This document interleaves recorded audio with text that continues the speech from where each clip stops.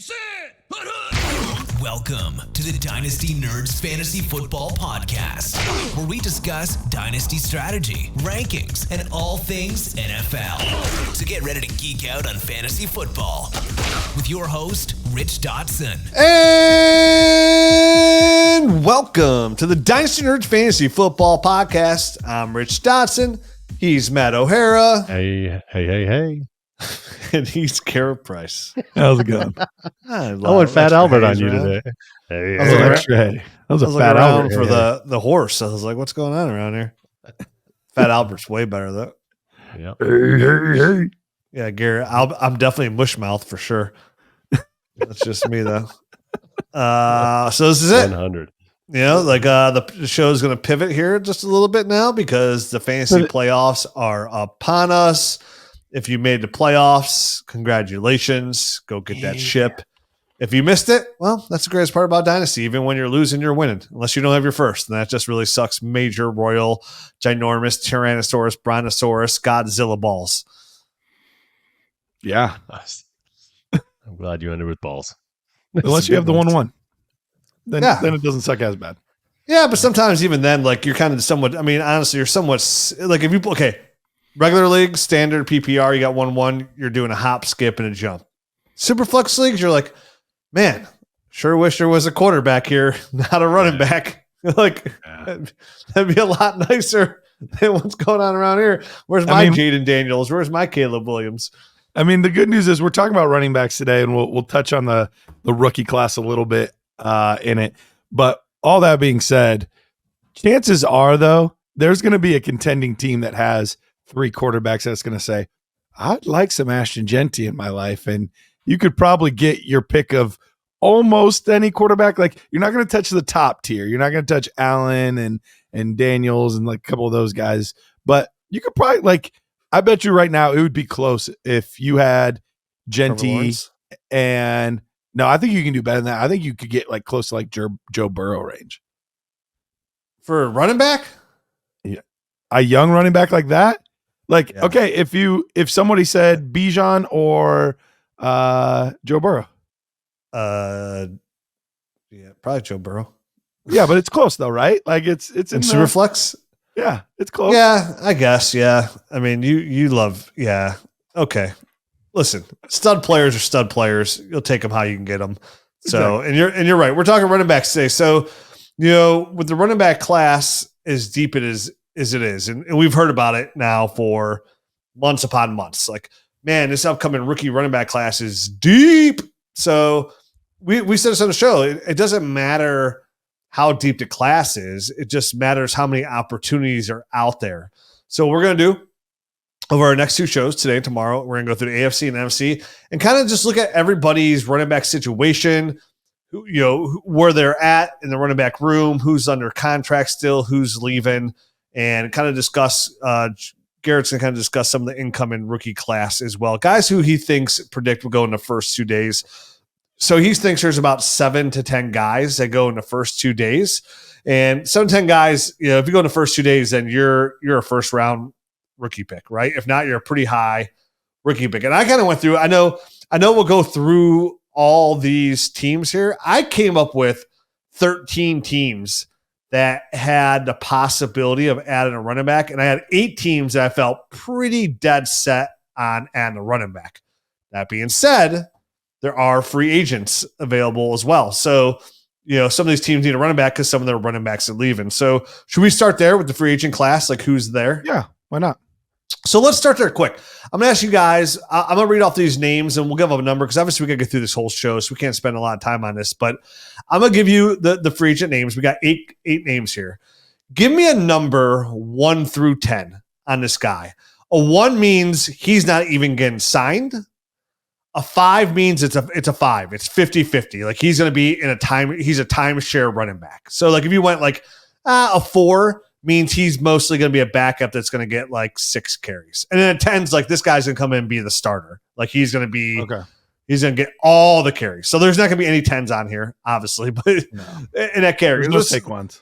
Kind of to get through here on these guys. So the first guy on the list here is Najee Harris. Matt, what do you give Najee Harris? Are we going Are we going likely-o-meter half points on these guys, or what are we doing? Half backs, half points? It's just kind of like I mean, if you want to, it's just really just a guess here on like, hey, he's going to be a 7.5 starter for Najee. I think he could. I think he could get there.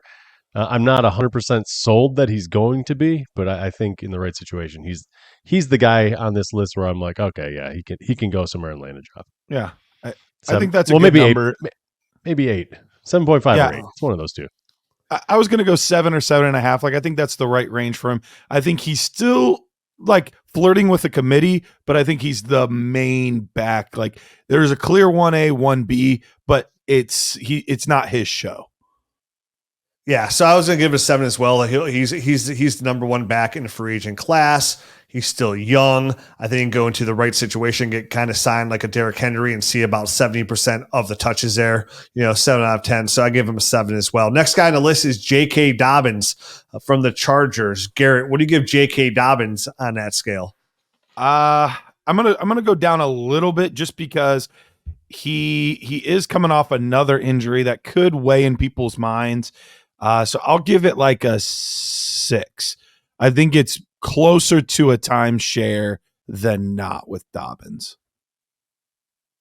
Yeah, and I think the point of it, I think he's talented enough to be the lead guy. I don't think anyone is going to bring him onto their team and say, here, you're our running back. We don't need to have anybody else as a safety net for you because you're the man. So I do think that's probably close to the number. I'm gonna go 6.5 though. I was gonna go 6.5 as well because I think his talent gets him majority of the carries. He's gonna be back week 17. Is all the talk. He's gonna be week 17. My bold prediction here, as we enter week 15, as he does come back week 17. I think the Chargers make a deep push into the playoffs. I think they make it to the AFC Championship game versus the Buffalo Bills. I don't know if they win that or not, but I think J.K. Dobbins definitely plays a role, and I think that really increases his chances to end back up with the Chargers there with a team-friendly contract. Another kind of like prove-it deal for J.K.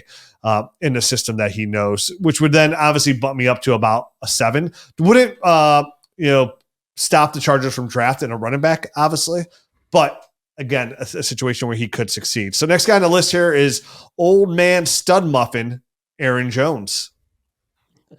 I'm going to give old man stud muffin a 5. I think he's got a pretty good chance of landing himself in a timeshare situation wherever he goes at this point in his career. Yep. We'll be in lockstep here. I think him and the next guy are pretty solid 5s. Like, they're going to be rotation backs.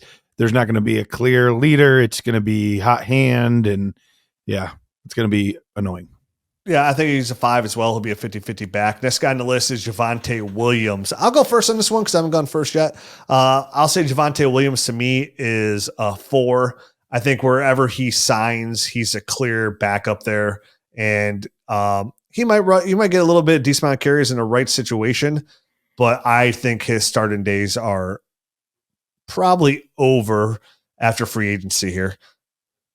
I like your number of 4, and I think just because he's going to have to go somewhere and earn it.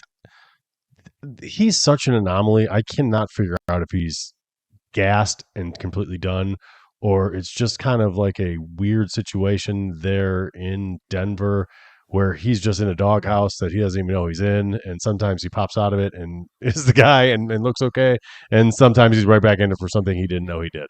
And I don't like. I feel like that's the situation there, and maybe a change of scenery is just what he needs. But I think he'll be low key. I don't think he's going to go anywhere as a starter. I think he'll go somewhere as a backup, like you said. But if it's good Javonte, he's got the talent to win a job. So I'm going to give him 4 as well. I think it's a good number, but I think I wanted to expound on that a little bit and kind of give my explanation of that. Coach, why did I only get 2 carries? You remember the other day when you said you love that strawberry ice cream cone? Yeah, Coach, I remember that. I hate strawberry ice cream. You're in a doghouse. Oh, man. I said it when I was talking to Aaron Jones, but he's a 5 for me. I think him and Jones are both in the same situation where it'll be hot hand approach. One week they're the guy, the next week whoever they're with is the guy, and it'll be matchup and all that dependent. Next on the list, Nicholas Jamal Chubb. I want to give this such a high number because I love Nick Chubb, but realistically, like he's not the same guy anymore. He's up there in years, up there in injuries. Like it's like a 3.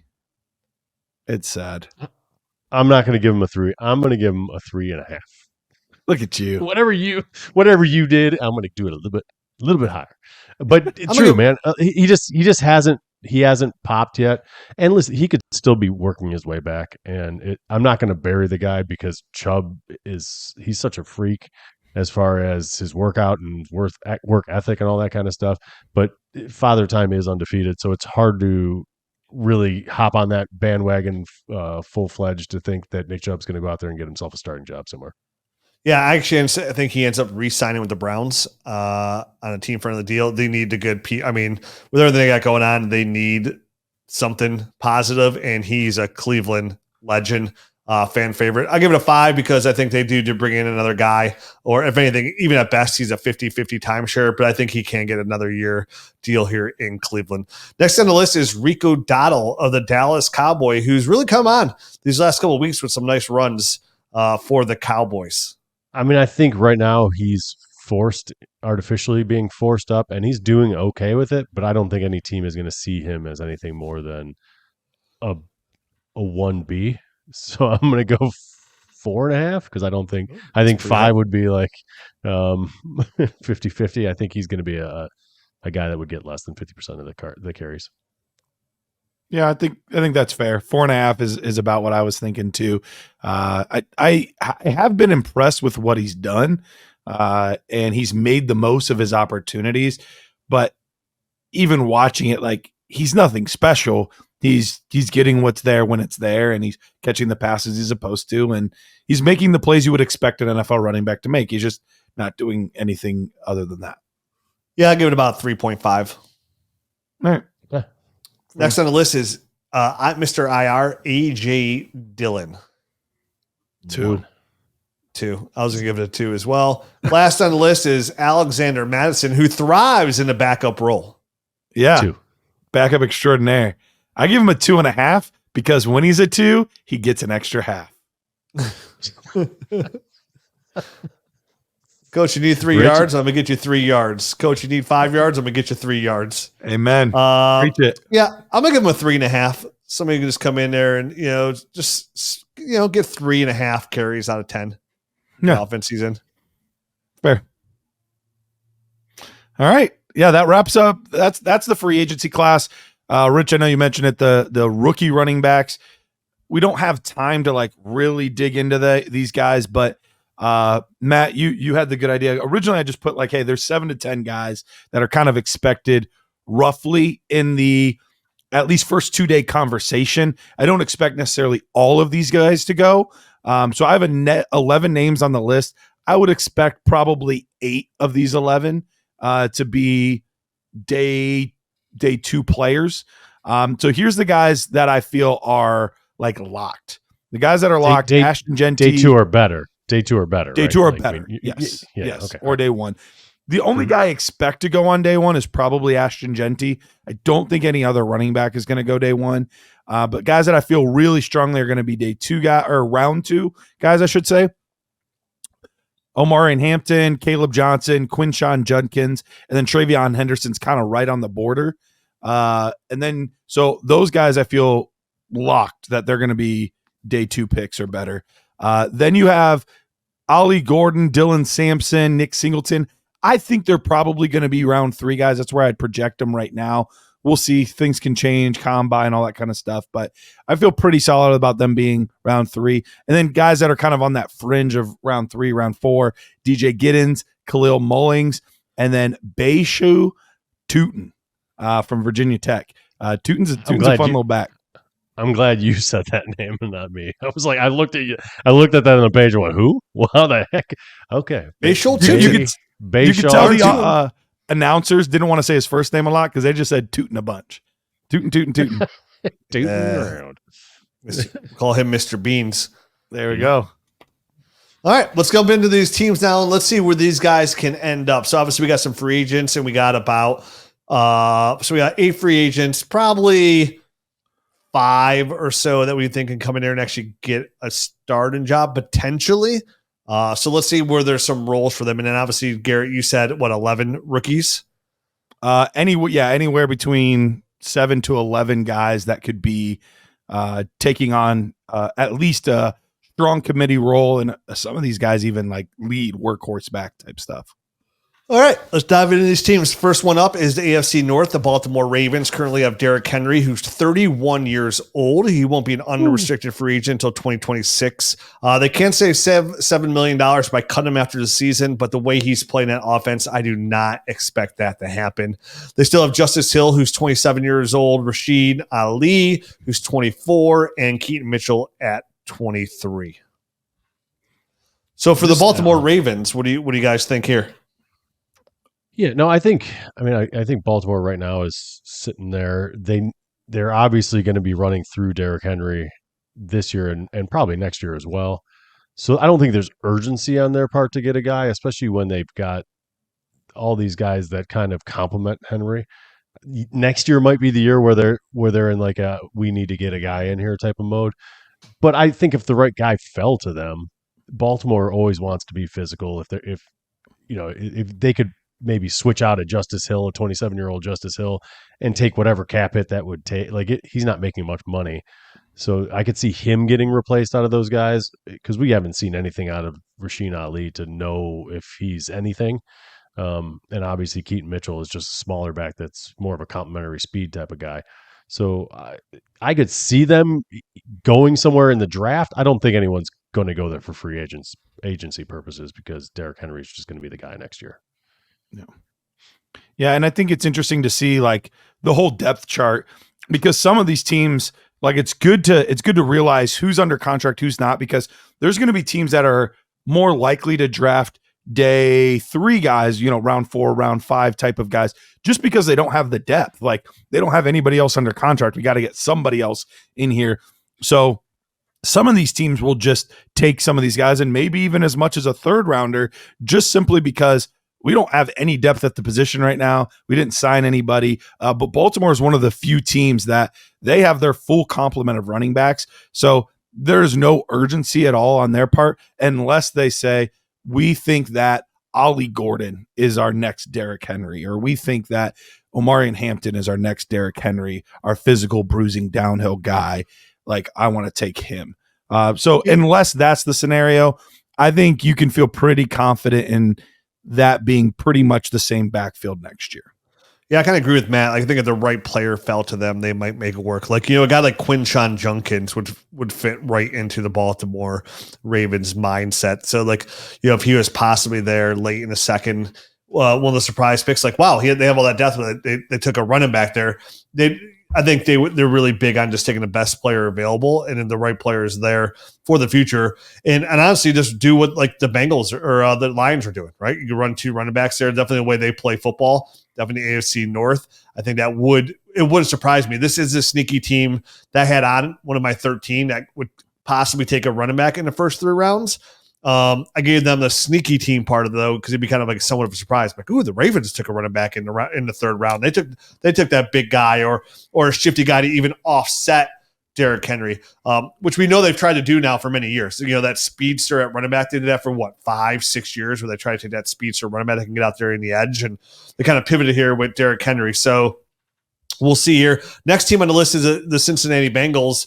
And this is another team that wouldn't surprise me as a sneaky team that could come in and take a running back. And that would definitely kind of probably you'd see an uproar in Dynasty, on Dynasty social media where people are going, oh, how'd the Bengals take, a running back when they already have Chase Brown, who's 24 years old, and he's an unrestricted free agent in 2027. And then they also have Zach Moss, who's 27 years old, who is an unrestricted free agent until 2026. But those are only 2 running backs.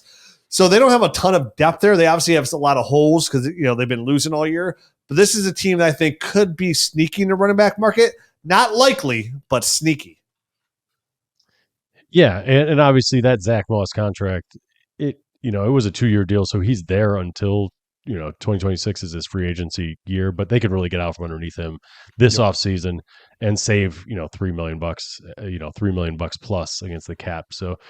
I mean, I don't know if they saw enough out of him early on to want to do that or not, but I definitely think either way, Chase Brown to me he's been doing good and producing from a fantasy perspective, but I'm not sure you want to go into a year him at top of the depth chart as the only guy. I think he does kind of fit better in a complementary role where he can break off big runs here and there, because that's the thing. He's producing well for fantasy, but he's really been very low as far as yards per carry average, other than these big runs that he keeps popping. You know what I mean? And if you can get him on the field in better situations where he doesn't have to grind out all those small yards, maybe those big bursts come, a little bit more frequently and when defenses are worn down. So I could definitely see the Bengals going out and getting somebody.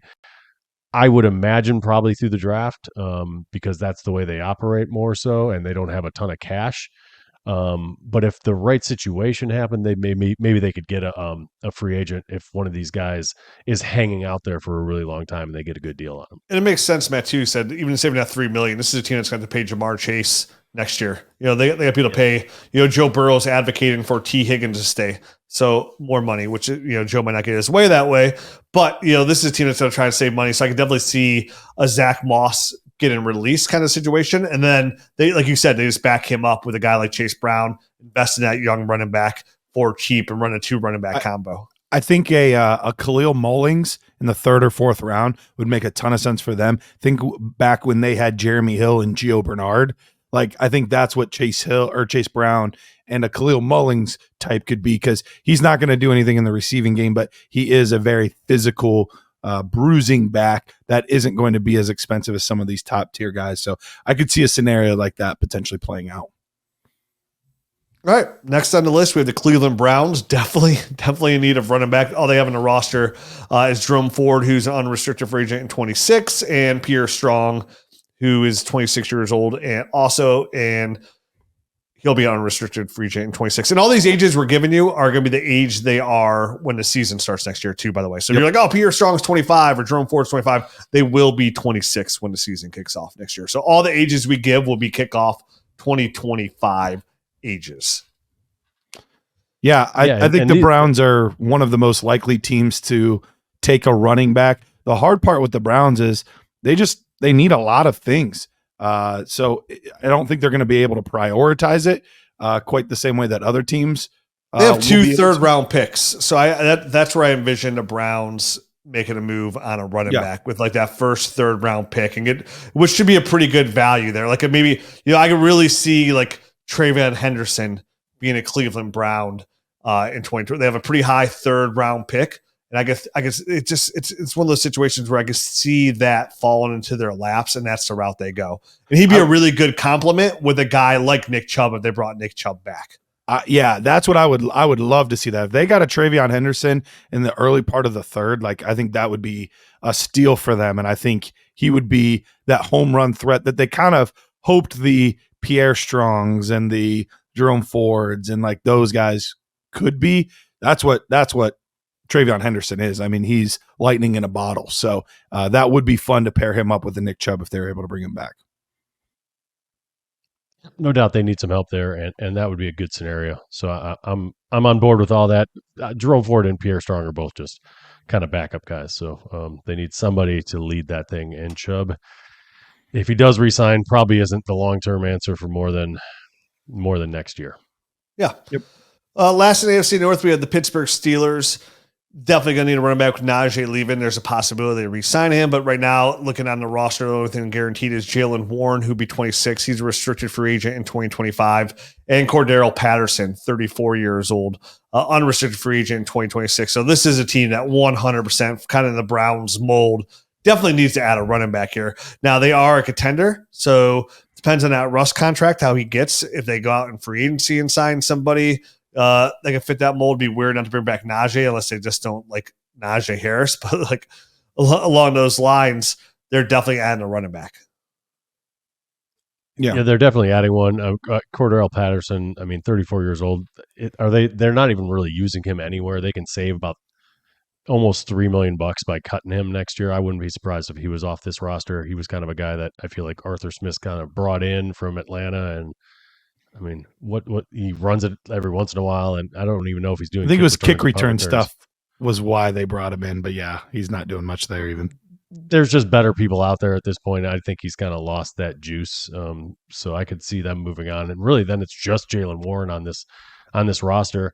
So Warren's a good player. If he got a shot, I think he might be pretty decent in that role. If he was the guy that was carrying 65% of the time, I don't know that he could do much more than that. So they'd still have to bring in somebody that can, one or two guys that can kind of take some of that work off of Jaylen Warren.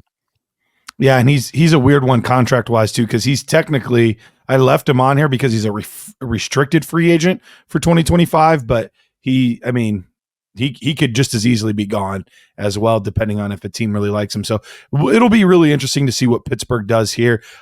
If they did decide to move on, they just wanted to get younger at the position or whatever. A guy like Caleb Johnson, he would keep the same color scheme over at from what he had at Iowa. He's a Northeast Ohio guy, or I guess Central Ohio guy. He's from Ohio, so he's got that like Midwest, just strong, physical player. Like he would fit a Pittsburgh scheme really well, but he's also a very good pass catcher. So I could see a guy like that if they were able to, he fell a little bit in the second and they were able to get him there or something like that. I think somebody like that would make a lot of sense for them. All right, get your tea out. We're moving down south. Let's talk about the AFC South and start off with the Houston Texans. They have Joe Mixon on the roster currently. He'll be 29 years old. He's not an unrestricted free agent until 2027. And Matt, they can save like money after the 2025 season. After 2025, they can save about $8.5 million if they get out from underneath him. He's got guarantees this year, 2024 and 2025. So he's likely on this roster next season, but after 2025, $8.5 million they can save. So that's almost a guarantee that he's going to have to either rework that contract at age 31 or they'll likely just cut him.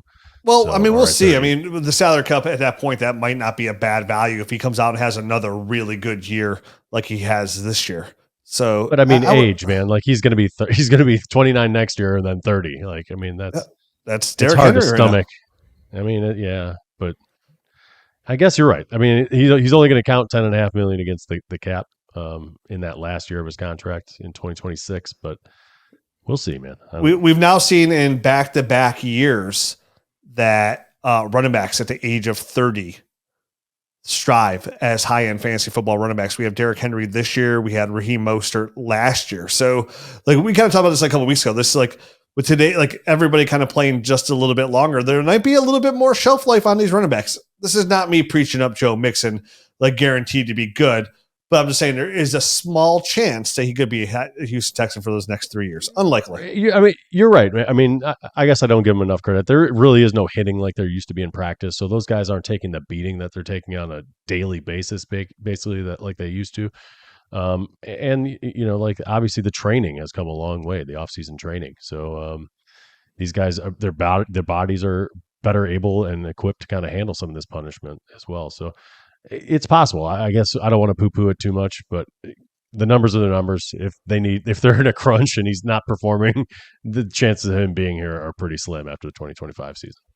And a team not likely to draft a running back within those first 3 rounds. So he's definitely pretty safe there. They also have Dameon Pierce on the roster. I almost forgot to say his name because, well, it's because he's Dameon Pierce. Yeah, but I think this is one of those schemes, the Houston Texans. Disappearsons. Houston Texans running an offshoot of that San Fran offense.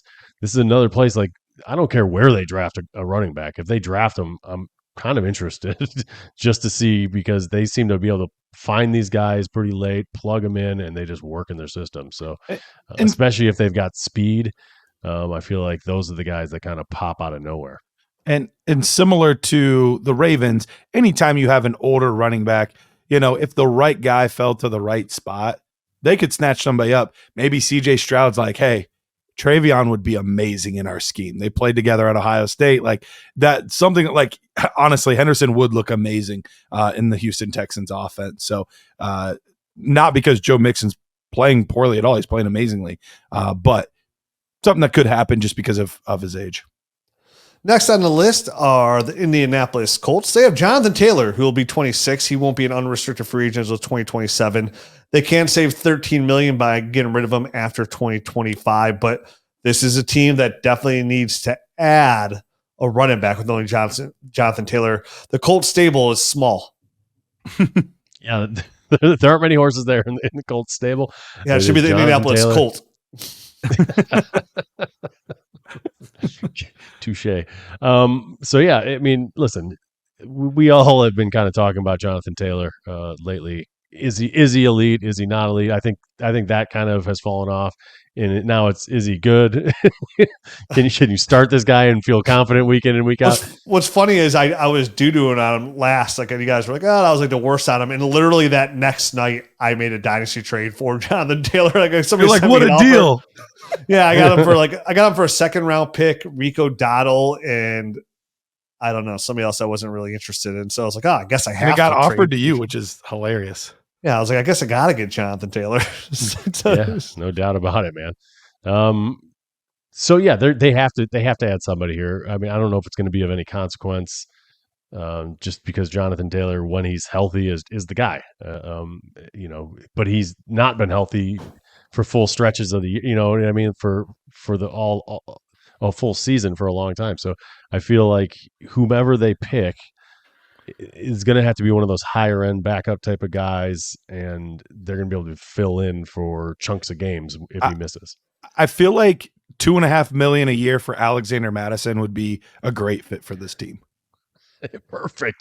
It is perfect because he's great, and he's perfect in like a 3-game stretch, and that's what Jonathan Taylor seems to miss, 1 or 2 times a year. So that's perfect.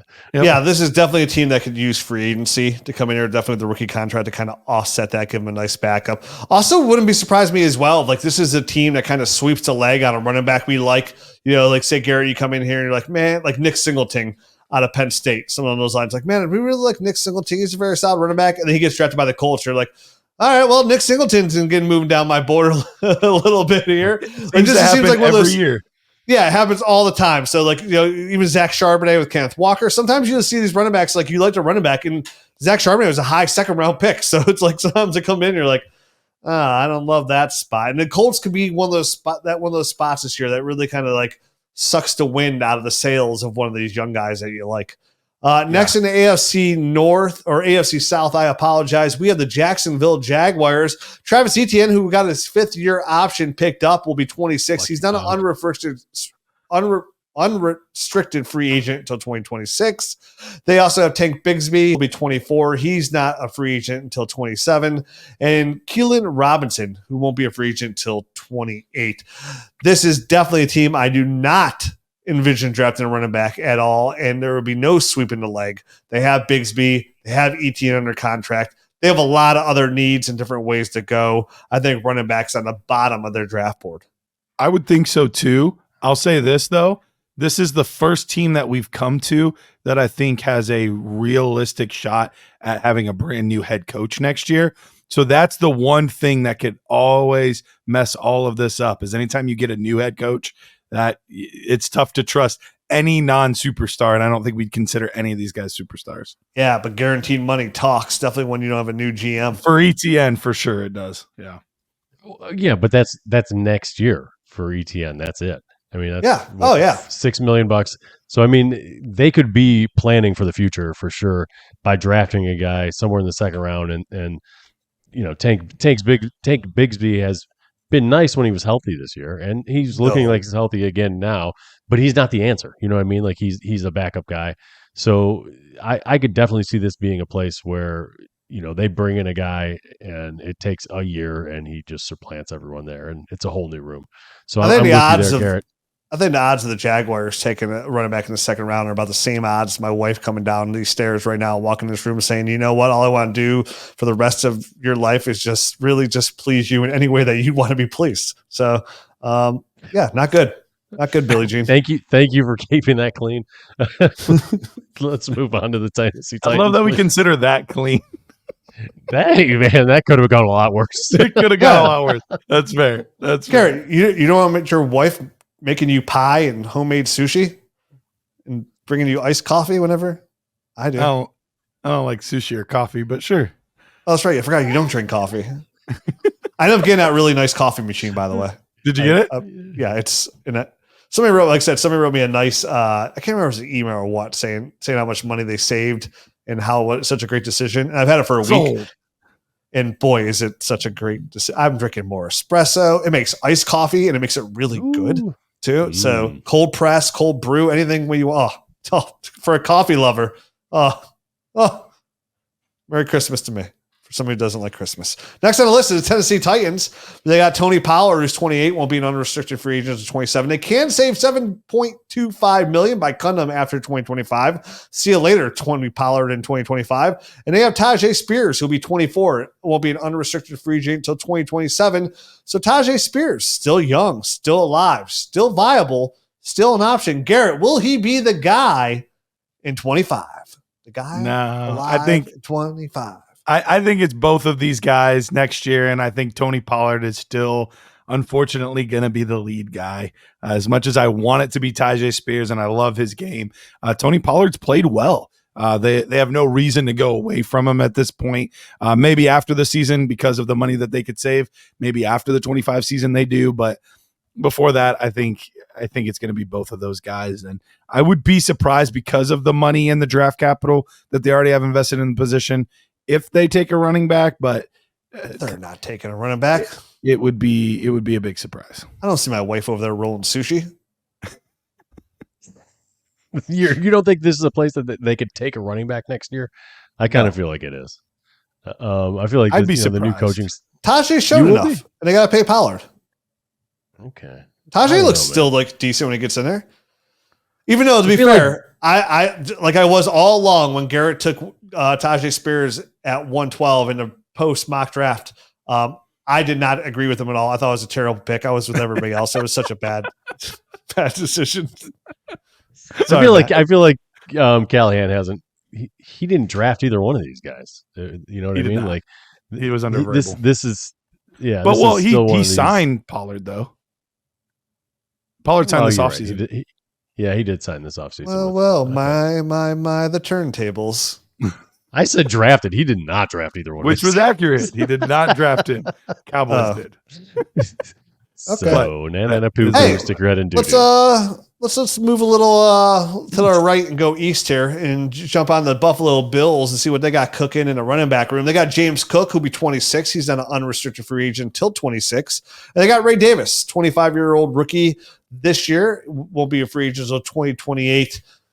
Again, after drafting Ray Davis, I don't really look at this as a spot for a running back to slide into. No, honestly, I think they could bring in a division that way for the most part. They could bring in a veteran. This is one of these teams that could bring in a veteran guy as like a third guy, just as if they're out on the street because there's so many rookies that running back, free agent running backs might just be sitting on the street at some point just to fill out that room. But none of these guys are going to be getting carries above Cook or Davis, I don't think, at this point. Correct. Again, we can bypass that pretty quickly. Miami Dolphins, we could bypass very quickly. Devon Achane is only 23. They traded a third-round pick in next year's draft. They move up and get Jalen Wright, and they could cut Mostert and save $3.1 million. There's nothing to discuss. That room is locked and loaded. The New England Patriots, I do think, is a possibility here. They have Ramondre Stevenson, who they just signed to an extension. He'll be 27 next year. Won't be an unrestricted free agent until 29. Could be an unrestricted free agent in 27 for zero dead cap, Matt. That was a note I put in there. Yeah, I was gonna say I didn't put that one. It wouldn't hurt them at all if the contract structured in a way that they could easily get rid of him in after the 26th season. But he's pretty much locked in there for the next 2 years. So I don't see this team doing too much. You've got 2 years of Ramondre, two years of Antonio Gibson, and they need so many other positions on defense at wide receiver. I think they're content. These guys are good enough to get the job done. Yeah, and this regime signed Antonio Gibson as well. Yep. So then next on the list, again, nothing to talk about here. New York Jets, they got Breece Hall, they got Braylon Allen and Isaiah Davis. Davis looked good with Braylon Allen. They have to feel very confident about their running back room. So let's just move on to the West because the East is just, it's boring. A beast. So on to the West. Can the West be the best? We got Denver Broncos.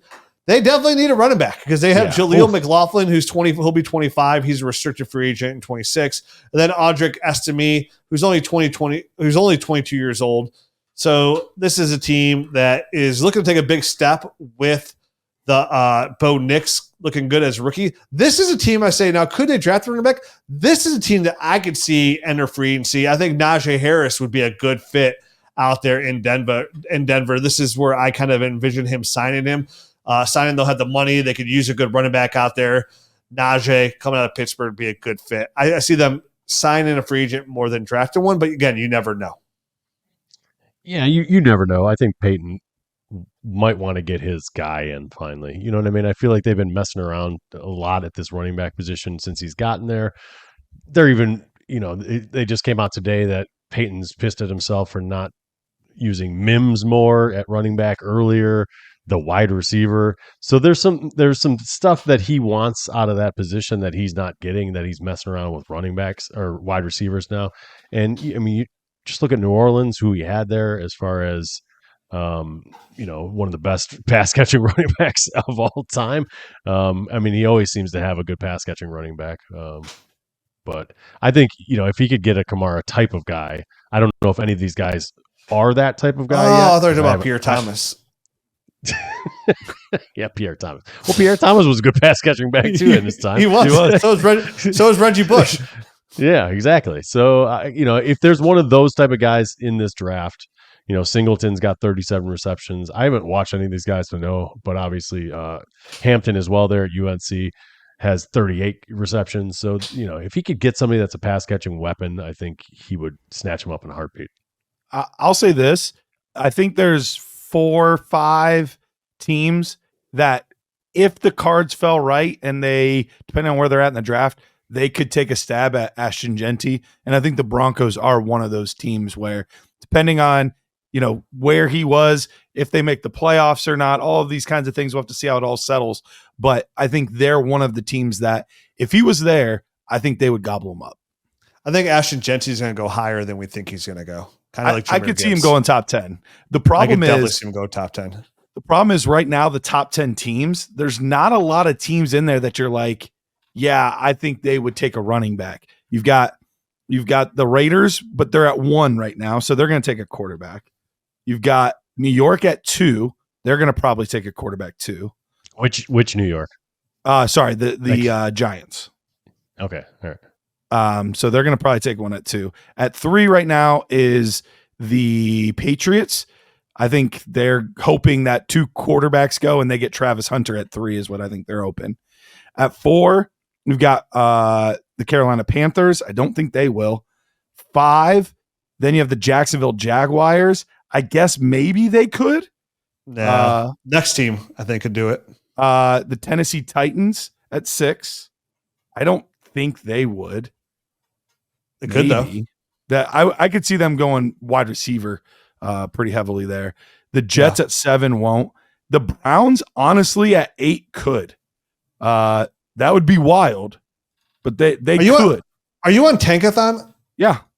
Yeah, it's weird because I'm on Tankathon too, but it was announced today, Jeremy Fowler, that I believe that the Browns had the 5th pick in the draft. Oh, really? Yeah. Huh.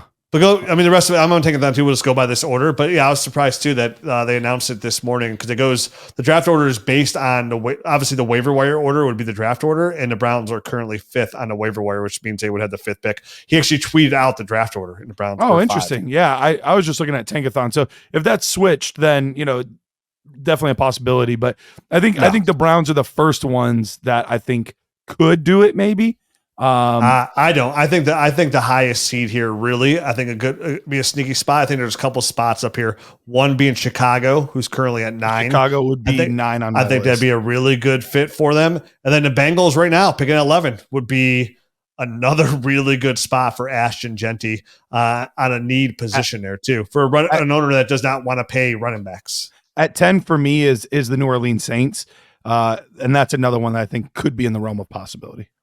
So, and then obviously, of course, Dallas right now at 12 is definitely they're on the hoping cards, no one touches him.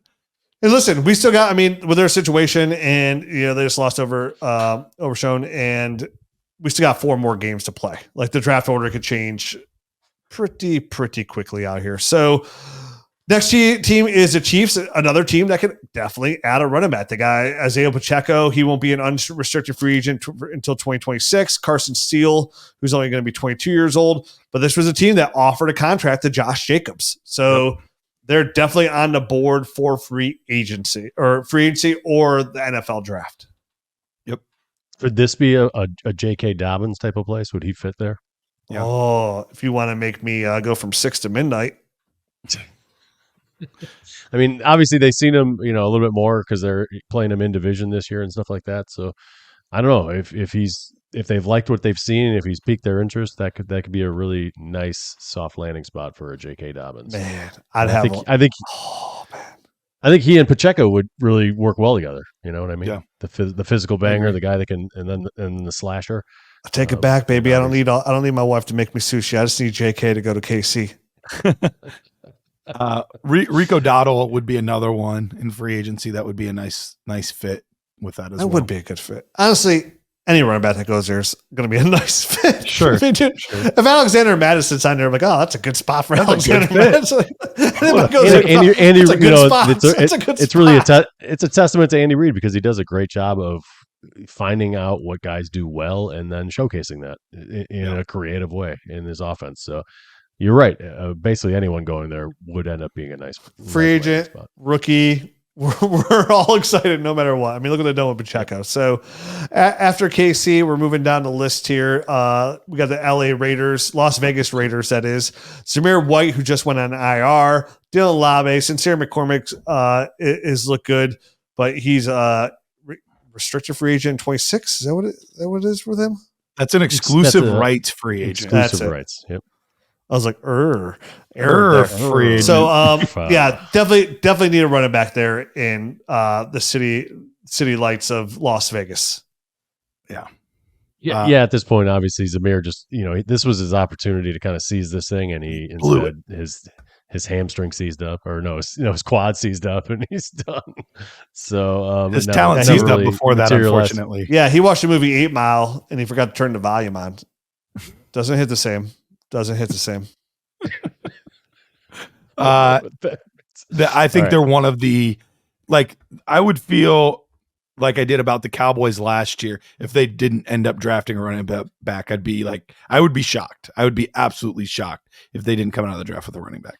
Hey, Cowboys, you have 8 picks. You want to take a running back? Nah, nope. We're good. We're going to sign Zeke.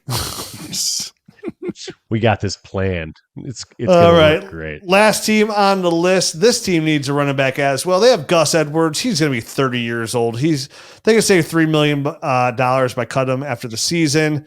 They got Hassan Haskins, who'll be 25. He's on a free agent until 26. And then they just drafted Kamani Vidal. But for a playoff team that is a playoff contender, this is a team that I could look at drafting a running back over free agency. And again, this is a team that can sneak a running back in the second round and get people really, really excited there in LA if they don't re-sign my guy, J.K. Dobbins. Yeah. Yeah. I mean, you mentioned Quinshon Judkins being a nice fit in Baltimore. I think it'd be a great fit there in Los Angeles as well. I feel like that would kind of fit a Greg Roman offense. Really just a guy that can take a pounding and unleash a pounding on guys and kind of wear down defenses. Don't go woo on me. I heard that. If there was a team that I could see overdrafting a running back potentially, it would be this team. I could see Harbaugh, picking in the 20s somewhere and is like, screw it. I'm in love with fill in the blank. Caleb Johnson. Yeah, whoever. Caleb Johnson. Travion Henderson. Whoever it is. And we could see a CEH situation happen where I didn't see that happening, but here we have another first round running back. Here we go. Or who was it that Seattle took when they already had Chris Carson? Why am I blanking? Can't even think of his name now. It's because he's not that good. Rashad. No, gosh, you're on the right path though. He just retired this year officially. Chris Carson was the main guy. Yeah, it's gone. It's gone. That memory is gone. And they took him in the first round, and there was just waiting. We're like, wait, what? And he just signed somewhere, during the NFL draft, or I was in a startup whenever signed. Eagles signed him to a deal. He was like the first retired running back off the board, and then he retired. Yeah, why can't There's people screaming the name at us. I can tell. They're so upset right now. Oh, sorry, we're not getting your grandson's name in our head. Maybe if we would have done better, out besides being a first round pick, it'd be better. But he's not. So will this be a team like say like they took? And Garrett, you've seen the film. So who's your like? Say they took Caleb Johnson in the first round. It pick like 27 overall, somewhere around there. Rashad Penny. Rashad Penny. That's who it is. I did say Rashad, and I just couldn't pull out the penny. Cheap bastard. So, like Caleb Johnson goes to the Chargers in the first round, Garrett. Like, does this make him, in your eyes, like the 1-2? It would be close. It would be close. Ted McMillan, the quarterbacks?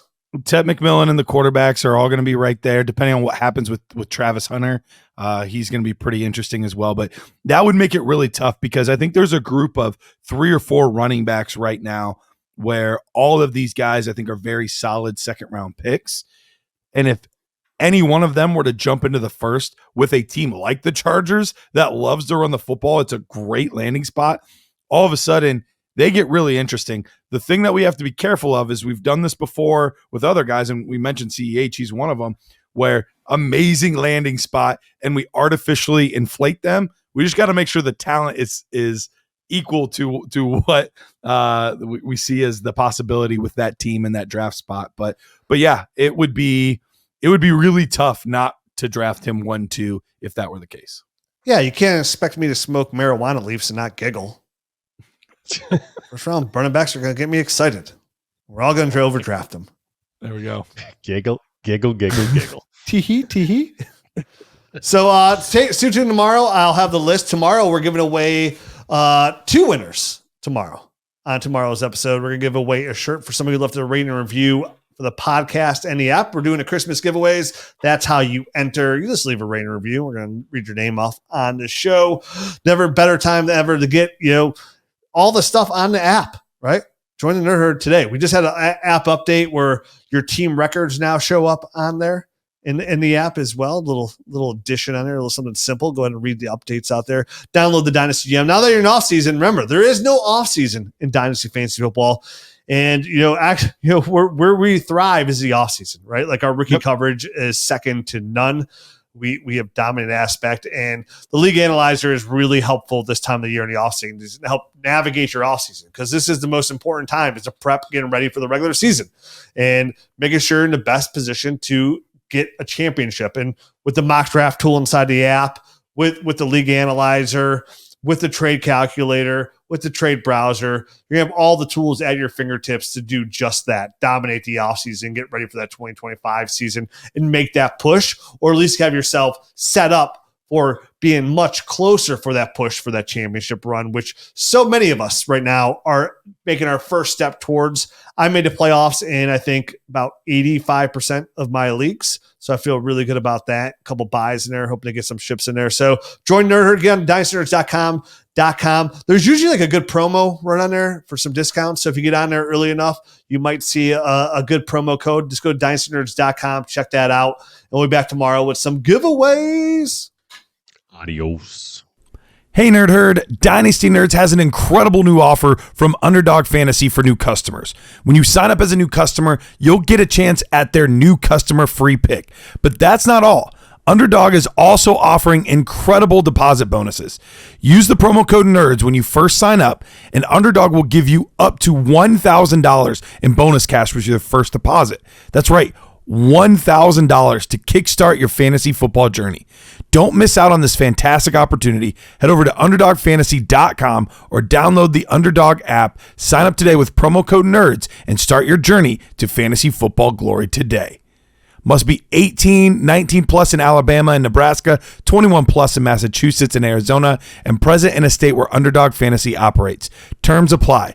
Concerned with your play? Call 1-800-GAMBLER or visit www.ncpgambling.org. In Arizona, call 1-800-NEXT-STEP. In New York, call 1-877-8-HOPE-NY. And in Tennessee, call 1-800-889-9789.